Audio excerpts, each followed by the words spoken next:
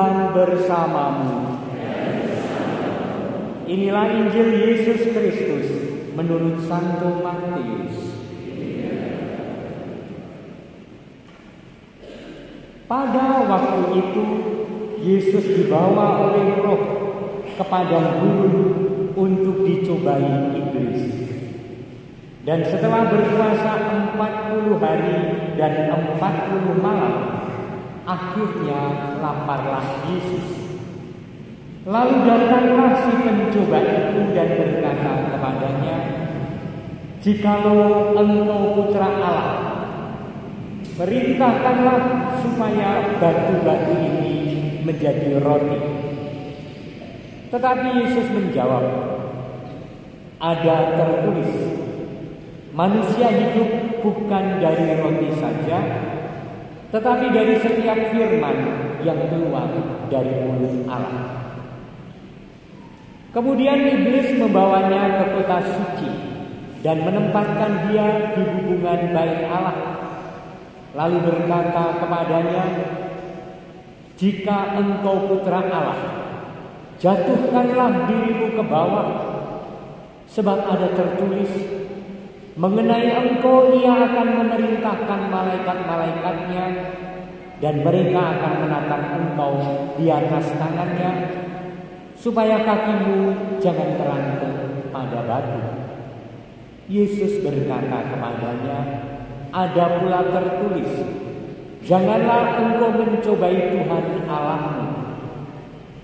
Dan iblis membawanya pula ke atas gunung yang sangat tinggi dan memperlihatkan kepadanya semua kerajaan dunia dengan kemegahannya, dan berkata kepadanya, "Semua itu akan kuberikan kepadamu jika engkau sujud menyembah Aku." Maka berkatalah Yesus kepadanya, "Enyahlah iblis, sebab ada tertulis, engkau harus menyembah Tuhan Allahmu, dan hanya kepada Dia sajalah engkau berbakti." Lalu iblis meninggalkan dia, dan lihatlah, malaikat-malaikat datang melayani Yesus. Demikianlah Injil Tuhan.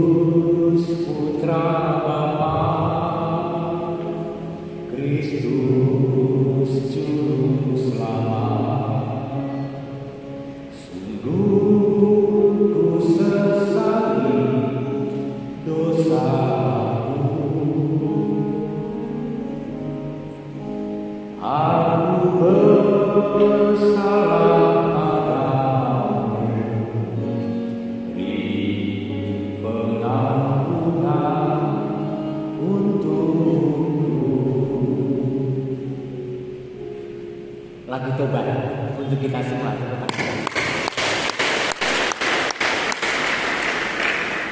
Di misa-misa komunitas itu dilakukan sebelum saya mengaku kepada Tuhan. Dan ada lagu tobat yang lain banyak sekali. Lagu tobat. Selidiki aku, lihat hatiku, apakah ku sungguh mencintaimu, Yesus. Dan seterusnya. Ada lagi yang bagus-bagus. Sejauh timur dari barat, engkau melimpah dosaku.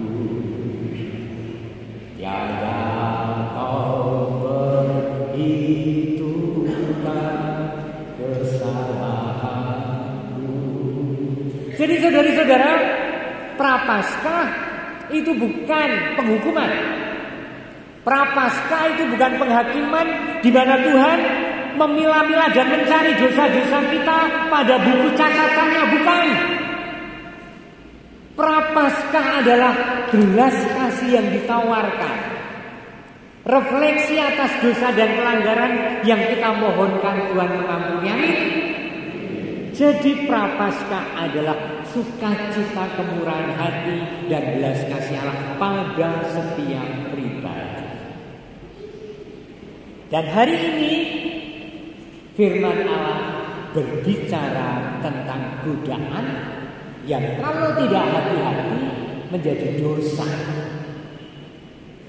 Bacaan pertama dari kitab Kejadian menerangkan, menceritakan bagaimana terjadinya dosa. Dosa terjadi karena menyetujui godaan. Godaan tiap hari ada, tiap hari menggiurkan, tiap hari ingin aku setujukan, tidak Tuhan, aku tidak mau. Yuk balani yang sekolah pelajaran kosong, guru ini rapat, awake dhewe kon sinau kelas, yuk metu wae ngopi kongko-kongko. Neng warung pojok ae. Ora ketemu karo guru sing manis. Promoe. Godaan.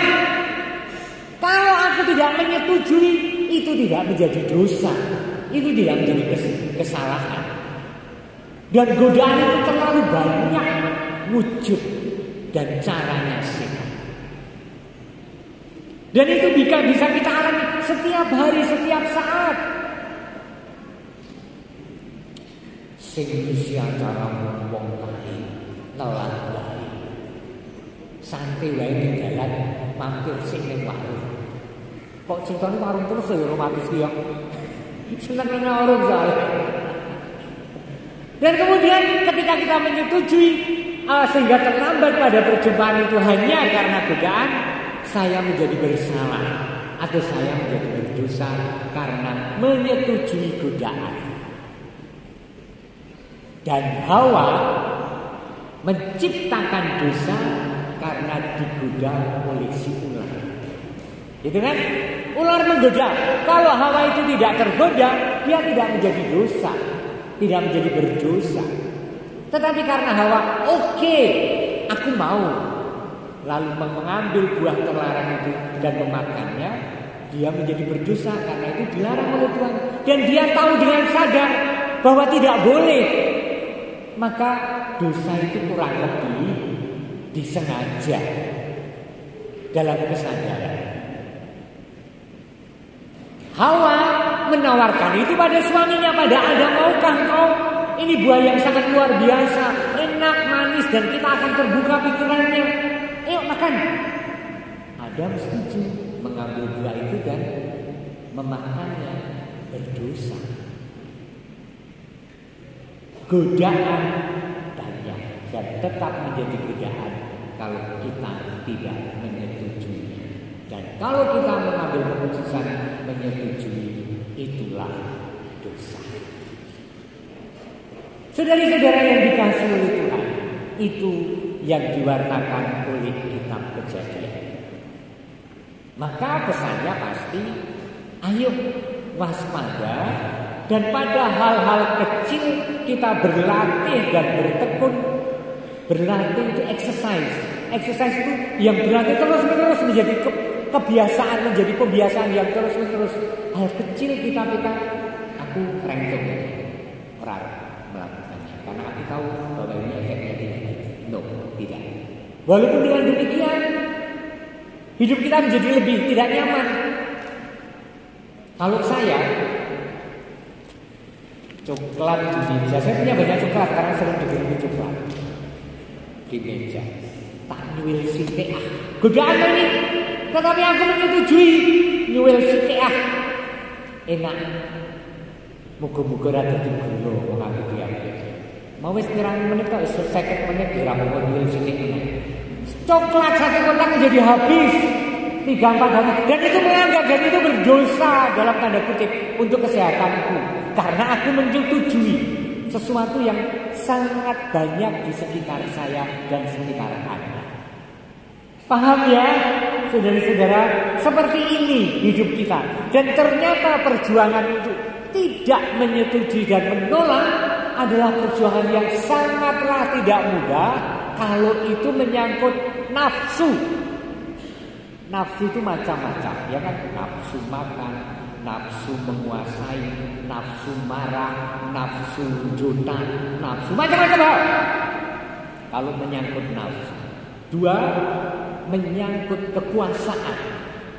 Kalau dengan itu aku mempunyai posisi tertentu dan itu akan menghasilkan berkat yang banyak, mungkin bukan berkat colongan ya, cheating sesuatu, aku mau melakukan. Lihat antusiasme orang menjadi kepala daerah dengan atau kepala negara sudah akan mulai dengan janji-janji yang membual dan berbusa-busa yang omong kosong setiap kali. Waspadalah terhadap itu. Mereka rela untuk omong kosong, untuk berjanji, bahkan untuk mengeluarkan miliaran rupiah. Tidak usah di Jakarta, Wonogiri, tidak usah di Jakarta. Saudara-saudara yang dikasih Tuhan, mungkin di mana-mana ada seperti itu. Untuk apa? Untuk kekuasaan. Kalau perlu menyingkirkan orang lain demi kekuasaan dan diperjuangkan sedemikian rupa. Kemudian yang ketiga, untuk kepercayaan. Kalau memang dengan percaya pada dia hidupku terjamin, aku akan percaya pada dia. Dalam arti itu mengimani, bersandar pada sesuatu yang bukan Tuhan. Dan itu yang diceritakan dalam Injil Matius bab 4 hari ini. Godaan pertama adalah roti. Lihatlah. Mari kita lihat.